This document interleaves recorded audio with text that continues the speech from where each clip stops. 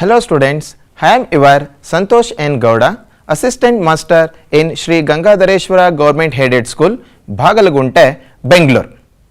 Dear students, in this class I will explain that 5 chapters from political science and 1 chapter from sociology. That first chapter is the problems of India and their solution. In this lesson, you will learn about unemployment, discrimination, discriminations in gender, discriminations in caste, regional inequalities, corruption, communalism, terrorism, corporate strategy. India has been facing the many problems since 1947 to till now. These problems are classified into 2 categories. They are the internal and external problems. Internal problems in the sense the problems which belongs to within the nation, and external problems in the sense the problems which belongs to between the nation. Then these problems have to be managed through the efficient administration. Every problems can be solved through the efficient management and that political will. So it is need to that good political support and the public administrations is need to overcome from our problem. Then the support of citizen is needed for our democratic government at the center, state and the local levels. Unemployment means unemployment is a situation where a person does not find work in accordance to his capacity or qualification. Then India has huge population and unemployment is a big problem. India and China has the top two nations, those who have the highest population. Among them, India is the second highest population country in the world, so it has a huge population. When populations is huge, that time we can't able to provide the job opportunities for all the citizens, then it is a problem. As India has a huge population, then unemployment is a big problem in India.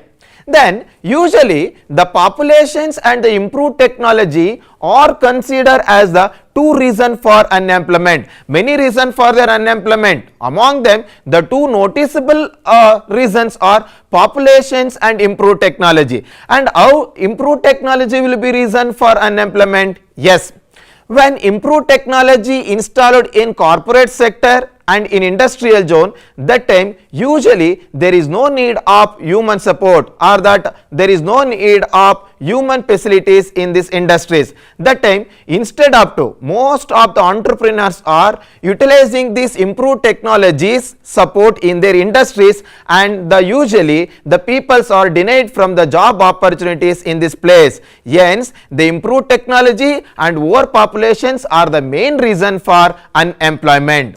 Then what are other reasons for the unemployment? Many reasons are there, as I told previous. Among them, huge population, then improved technology. Then the third one is shortage of natural resources. Shortage of natural resources, how it will be a reason for unemployment? Yes, as we 130 crore of the population, but availability of the natural resources are less. When it is not manageable for our population, then usually it will become a reason for unemployment.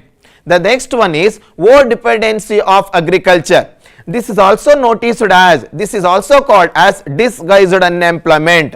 Disguised unemployment in the sense where the more peoples are working than the requirement, then it is called as disguised unemployment. The next one is disappearing of cottage industries. Most of the time the people who are not educated, that time the most of the peoples depend on the cottage and the small scale industries. But nowadays, due to that improved technology, the cottage industries have been disappearing. The result is the unemployment in India. The next one is lack of skill based education. Lack of skill based education in the sense most of the Indian peoples have the traditional education. The result is by having the traditional education, by having that common education, we can't survive well in this present world.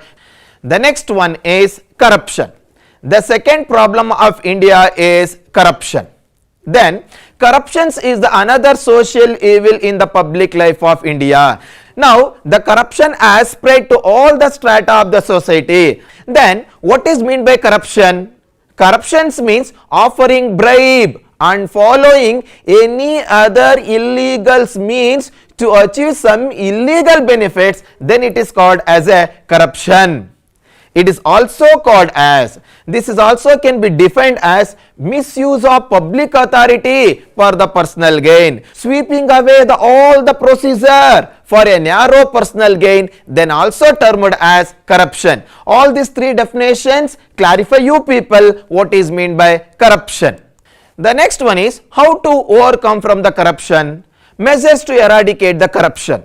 By following these measures, we can overcome from the corruption problem in India. They are such follows: political will and the public support. Dear student, in the very beginning of the class, I told you that to overcome from all these problems, the strong political willingness and public support is needed for the success of democratical government. So, here the political will and public support is needed.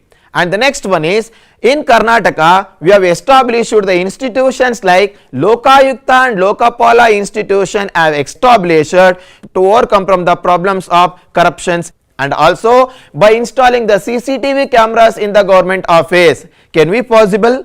Can we consider this is also a suggestion to overcome from the corruption? Yes.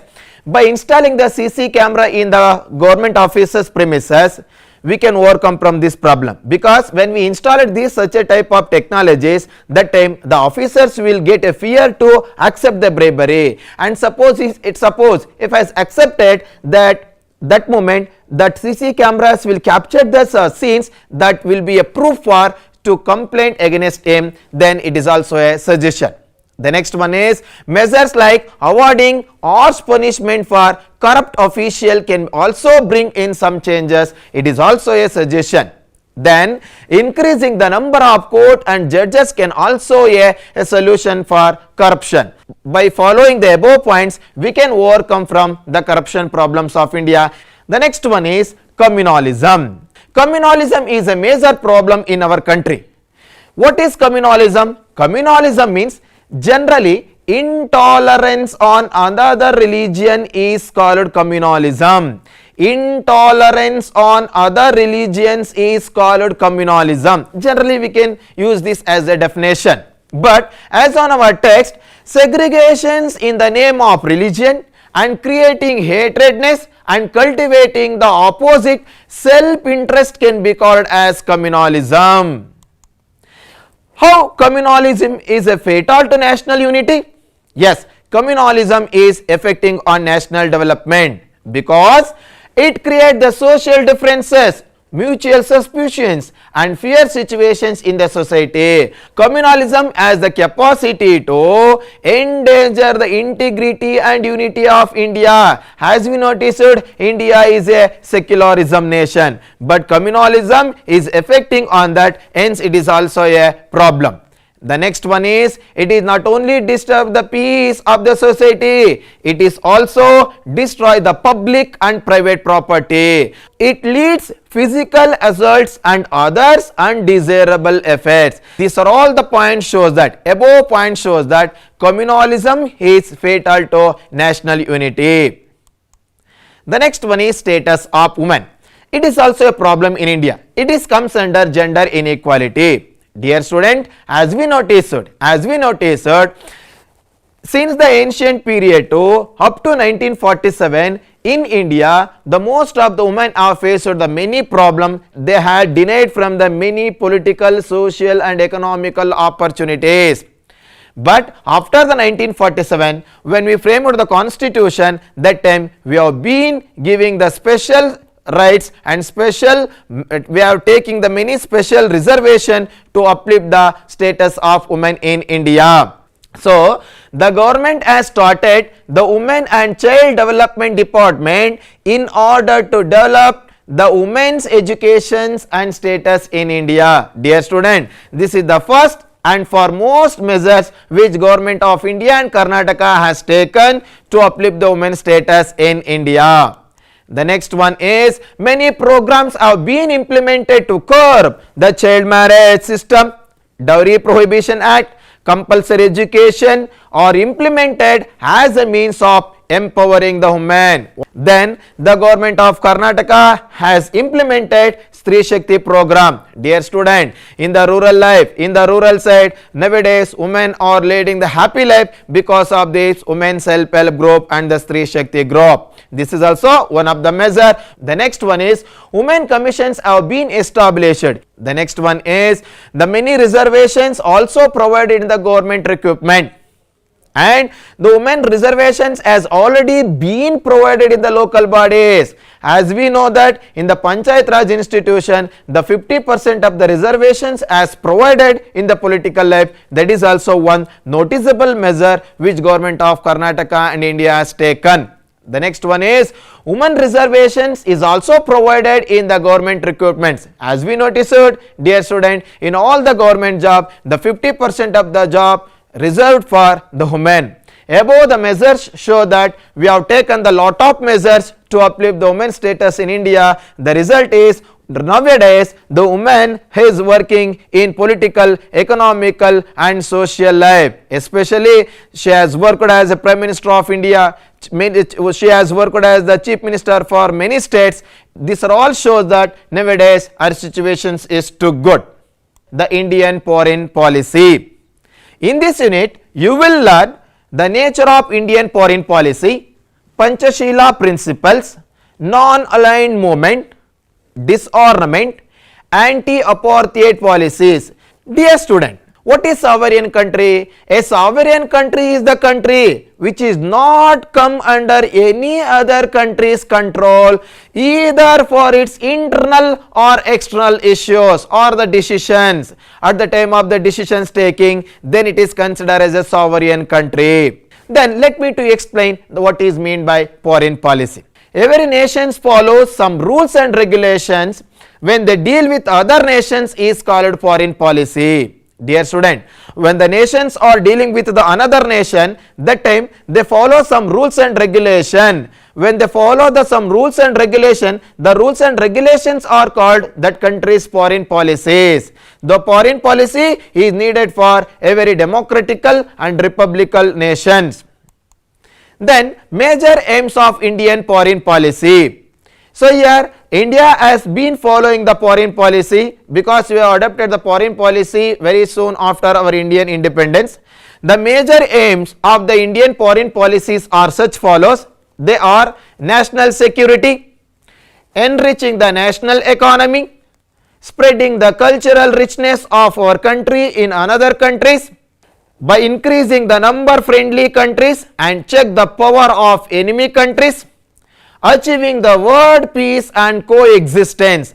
Above point shows that what are the major aims of Indian foreign policy. It is very important question for the examination point of view. Dear student, keep these points in your mind and attend the questions well. The next one is basic aspect of Indian foreign policy. The basic aspect of the Indian foreign policies are every nations follow their own policies. Indian foreign policies are Panchashila principles, non-aligned movement, anti-imperialism, anti-apartheid policy, disarmament. These are the basic aspect of Indian foreign policy. Among them, the first foreign policy of India is Panchashila principle. As we know that Indian Prime Minister Jawaharlal Nehru and China President Zhou Enlai had accepted the Panchashila principle between these countries. Indian Prime Minister Jawaharlal Nehru and China President Zhou Enlai had accepted the Panchashila principle between these countries. The basic aspect of the Panchashila principles are such follows. The first one is respecting the each other's sovereignty and regional interest is the first condition between to India and China. The second one is non-invention of the each other countries. India should not to attack on China, China should not attack on India. This is the second condition. The third one is non-interference in the other countries' internal issues. This is the most important condition between these countries. When we are going to take the decisions to solve our internal problem, that country should not to involve. That is the third condition. The fourth one is mutual cooperation and respect. We have to be respect the China's principle and the China's life, the Chinese people life, the Chinese government principle, and in the same the China should be respect our country's traditional decisions and all those things. The next one is peaceful coexistence are the main principles of Panchashila principle which has accepted between India and China. The next one is anti-imperialism and anti-apartheid policy. The foreign policy of India opposes imperialism and apartheid policies. Anti-imperialism, India's foreign policies is against to apartheid policy and against to imperialism. Then why India is against imperialism? Because imperialism, first let me explain what is meant by imperialism. Imperialism is an attempt by sovereign country to take over another sovereign country with the intention of ruling for its personal gain, then it is called as a imperialism. India is usually against imperialism because once upon a time India was under the control of the British. Later onwards we overcome from that. Usually it is opposed that policy. The next one is apartheid. Apartheid is an attempt by a race or a people of a particular skin to subjugate another race of the people of different skin color in the name of supremacy. Easily I will say the one more definition for what is meant by apartheid. Apartheid in the sense unfair treat of other race people is called apartheid. Indian foreign policy is against imperialism and against apartheid. Dear student, in this lesson you will learn there are relationship between India and China, relationship between India and Pakistan, relationship between to India and Russia, relationship between to India and USA. These are all the points should be remembered in the examination point of view. Then that first concept is India's relationship with China. The relationship between India and China goes back to Mesopotamia and Sindhu River civilization's time. Then Buddhism originated in India but it has widely accepted in China. It shows that actually Buddhism was originated in India but it has accepted and following by the Chinese people. It shows that how India and China relationship is go backs. The next one is the silk trade between to China and India is discussed in Kautilya's Arthashastra, and a war broke between the India and China in 1962 due to the escalations of the Tibetan crisis. As we know that China's insistence is Arunachal Pradesh belongs to it, and the bilateral relationship between India and China has remained and continued healthily continuous between the India and China. Once again, then with the continued efforts of India and China, BRICS treaties in the year of 2015, group of countries has been established. India and Pakistan relationship. India and Pakistan are not only a neighboring nation, but before the 1947 Pakistan was part of India, but after the political division the Pakistan and India had emerged into a two democratical countries. Recently we have been facing the many problem, few points here. But after the Indian Independence Act, the 1947, both countries have become independent and sovereign countries. But between India and Pakistan, many problems have still remained. Among them, the issues like terrorism, Jammu and Kashmir issues, and water sharing disputes are the main dispute between India and Pakistan. Both countries have fought 3 times for this above reason. And in order to improve the bilateral ties between both countries, many agreements like Tashkent Agreement, Shimla Agreement, Lahore Bus Yatra and Agra Conference have entered. And India and Pakistan have clashed over the years about Jammu and Kashmir issues. Similarly, both have responded to each other's need during the emergency and natural calamities. Dear student, above point shows that India and Pakistan relationship is not good because of these issues. Though India is trying to keep the good relationship with Pakistan, the Pakistan is not responding positively. That shows that Pakistan is not keeping the good relationship with India. The next one is India and Russia. India has a cordial relationship with Russia. During the Goa liberation in 1961, USSR had supported India at UNO. USSR had supported the Tashkent Agreement between India and Pakistan, and in the year of 1971, India and USSR signed an agreement of 20 years for the peace cooperation. That shows that India and Russia have tried to keep the good relationship between these two countries. And USSR had supported for establishment of Bhilai and Bokaro steel plants in India. India has taken the major support from the Russia to improve its industries and technologies. Russia has extended its support India's quest of to get the permanent members in UN Security Council. Dear student, above point shows that India and Russia relationship is cordial. Dear student, in this unit I have explained about that India's relationship between other countries. Now we are move on to the next chapter. The fourth chapter is global problems and India's role. So some of the problems belongs to only India, that is we called as a internal problems, but these problems we called as a global problems. Why should I call this as a global problems? Because these problems are common problems in all the nation, hence it is called as a global problems.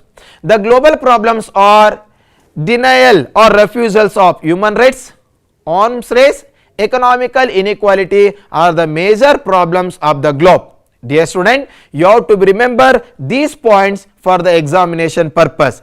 Dear student, with the end of the Second World War, the imperialism and colonialism has ended. I had explained what is meant by imperialism and what is colonialism in the beginning of the class. A new world order emerged along with the old world order.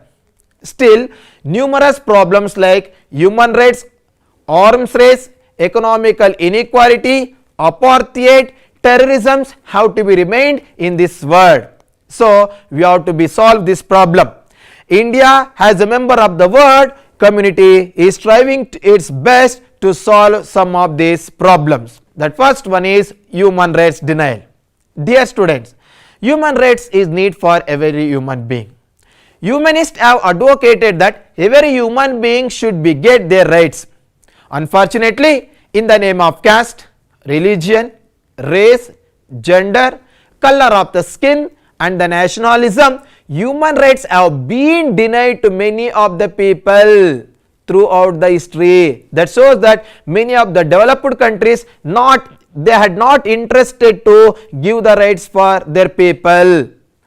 So the human rights declaration prepared by the expert and it has agreed upon by matters countries was adopted the UN General Body meeting on December 10, 1948. Dear students, the human rights had announced on the December 10, 1948 the fifth unit, the international institution.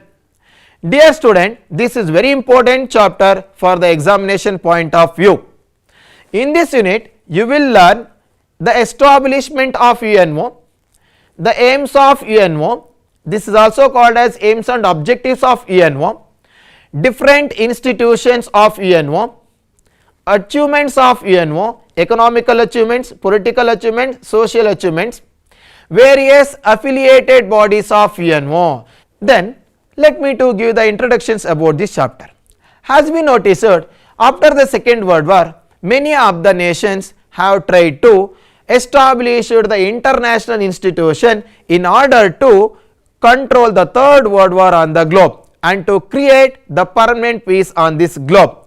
The result was the United Nations organization was established on October 24, 1945. It was established by the global leaders like Winston Churchill of UK, Joseph Stalin of USSR and Franklin Roosevelt were the main people who are responsible to establishment of UNO in the world level. The following are the main aims of the UNO.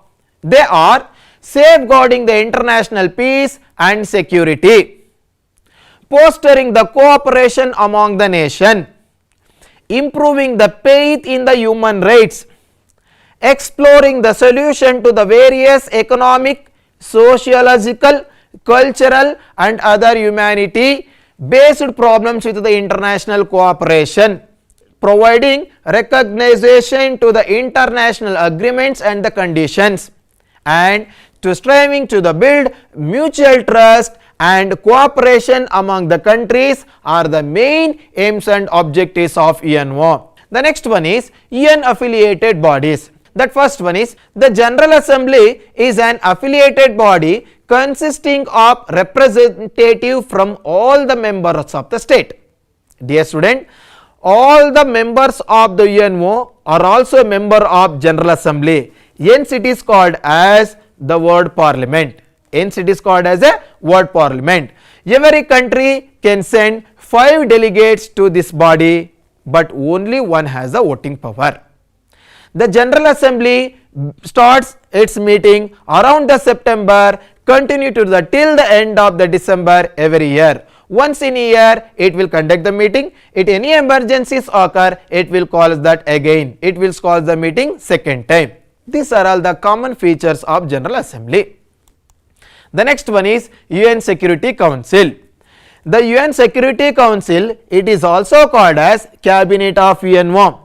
General Assembly called as a word parliament, this is called as a Cabinet of UNO. Why should I call this as a Cabinet of UNO? Because most of the decisions, most important decisions will be taken by this council. Hence it is considered as a Security Council. This session or this council has the veto power. Hence it is considered as the Cabinet of UNO. Dear student, it has a 15 members nation. Among them 5 nations are called as a permanent nation. Easily we can remember by having this code BFRCA. B stands for Britain, Russia, America, China are the 5 permanent members of the UNO. They are considered as a Cabinet of UNO also. These 10 members represent the various geographical areas of the earth, but the approval of all the permanent members is must for any decisions to be become operational. Hence it is considered as a Cabinet of UNO. This is the one of the most important affiliated institutions of UNO. Then International Court of Justice, this is one of the major institutions of the UNO and all the members of the UNO are bound by this ruling. This court has the 15 judges and each has term of 9 years and they are eligible for another term. You must remember this point. This court is based in Hague of Netherlands. The achievements of UNOs are classified into 3 heads, that is peacekeeping functions, economical and financial achievements and social achievements. The UNO has solved many conflicts. The UNO has worked towards to resolving the crisis of Suez Canal, Iran, Indonesia, Kashmir, Palestine, Korea, Hungary, Congo, Arab, Israel, Namibia, Afghanistan and many other international crises are solved by UNO. The next one is economical and financial achievements. Means in the UNO Charter is declared that the UNO should be strive to uplift the socio-economical status of the people of the world. So, General Agreement on Tariff and Trade, which is also called as a GATT, is a general agreement on trade and tariff which is a negotiable or notable agreement of UNO. These are all show that how UNO has worked to overcome from economical and financial problems of the nation. The next one is social achievements of UNO. The World Health Organization, UNESCO, UNICEF World Refugees Council are few organizations that are interested in the social well-being of this world. The UNO has played the decisive role in the removal of apartheid, colonialism and imperialism. The Universal Declarations of Human Rights in 1948 is considered as an important international achievement of UNO. The next one is Food and Agricultural Organization, which is shortly called as FAO. FAO was born in 1940. FAO was established in 1945 to fight against poverty, malnutrition, hunger all over the world. The aims of the organizations are development of agriculture, providing the nutrition support and creations of hunger-free communities, reforming the life of the rural peoples are the main objectives of FAO. The next one is SAARC, South Asian Association for Regional Cooperation. It was founded in 1985. At present, 8 nations are its member. They are India, Pakistan, Sri Lanka, Nepal, Bangladesh, Maldives, Bhutan and Afghanistan are the members of SAARC. The next one is European Union. European Union is also one of the concept of this unit. Actually, the 27 of these European countries were formed this group. It was founded in 1992. As per this agreement of Maastricht, among the members of the countries have established this union. It provided for common market, common currency, common agricultural and trade policies are the features of European Union. Dear student, these are all the highlights of that 5th chapters of political science. Until now, I had explained that 5 chapters from the political science. Now, let me to move on that next part of the social science, the sociology. Now, I am going to explain only the first chapter of the sociology in this session. In the next class, I will explain the remaining chapters. Now, we move on to the sociologist concept. That first unit of the sociology is social stratification. In this lesson, you learn what is social inequality, inequality in education, gender, profession, income, opportunities and others. Social stratification. Untouchability. How untouchability is a social problem. A legal step to eradicate untouchability or the main concept comes under this unit. Dear student, first let me to explain about that social inequalities. Then the fact that the people are stratified according to the various qualities like caste, gender, profession, class and race is the proof of social inequalities. These are all the concepts shows that how society has filled with inequalities. Then the social inequalities are, they are inequality in income, inequality in education and professional opportunities, inequality in the health facilities and inequality in the political representation and the participation. This point shows that our society has filled with inequalities. The next one is in social inequalities. This means social inequality is the result of already present unequal social opportunities. This is continued by providing the unequal access to materials, resources, income, opportunities, recognitions and the status. The neglect of the food and social security of caste, income, sex based discrimination makes one to understand the inequality the present in the society. Inequality in education. Education is a special structure that brings unequal opportunities, openings and social justice in human life. Dear student, as we know that by providing the good education, by providing the educations to all, we can overcome from the problems of India, because only education is the weapon, only the good education is the weapon to overcome from all the problems of India. So, the Indian government and Karnataka government have been togetherly trying to eradicate or to overcome from the problems of India. Then they are Article 21 says that free and compulsory education to all the children between 6 to 14 years is fundamental right of the children. The second one is Article 45 says that all the children under the 14 year should be provided with the free and compulsory education. And Article 19 says that right to speak and right to express the one's own opinion is the fundamental right.